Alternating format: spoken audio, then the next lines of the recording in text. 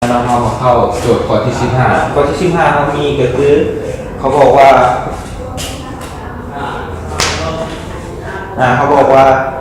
ตาของคนคนหนึงอยู่ห่างจากหน้าดินมา1.6 เมตรคนคนนั้นแนมเห็นดอกไฟอยู่ในบ่วงน้ำที่อยู่หน้าดินตามที่นอนบวกน้ำอยู่ห่างจากดินราวเป็น2 เมตรและอยู่ห่างจากรูปสายตั้งชื่อของดอกไฟใส่กำลังดินแมน10 เมตรคือคิดระยะห่างแต่นาดินหอดดอกไฟ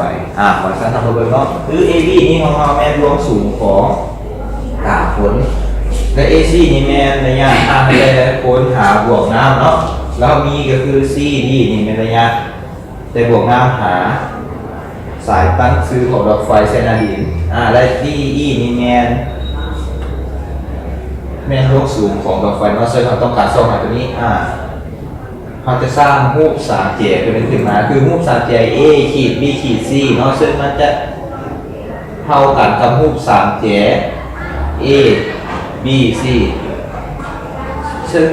กับรูปสามเหลี่ยม A B C และรูปสามเหลี่ยม A ขีด B ขีด C แม้สองรูปสามเหลี่ยมเท่ากันเนาะย้อนว่าเรามีค่า AC เท่ากับ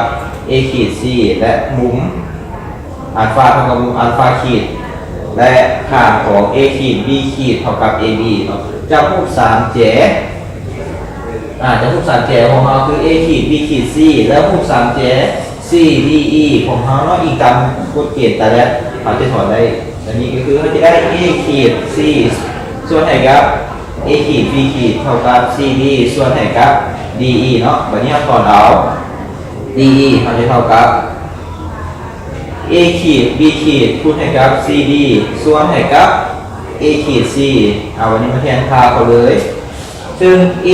ขีด B ขีดเขาเท่ากับ AB เนาะซึ่ง AB เท่ากับ 1.6 เมตรคูณให้กับ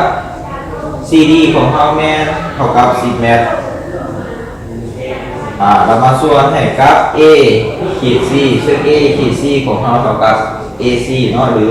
ระยะห่างแต่คนบวกน้ำวันนี้แทนซ้ายได้ 1.6 คูณ10ออก16ซึ่ง AC A ขีด C นี่เท่ากับ2ซึ่ง16หาร2ออก8 เมตรดังนั้นเราจะสรุปได้ว่าดอกไฟจะสูงจากคลื่นแม่8 เมตรเนาะมาหอนี้กับสำหรับข้อที่15กับบทเพลงนี้มีวันไหนที่มาที่ยังมีข้อบกพร่องหรือว่าอาจจะผิดพลาดวันไหนกันคอมเมนต์ได้เนาะ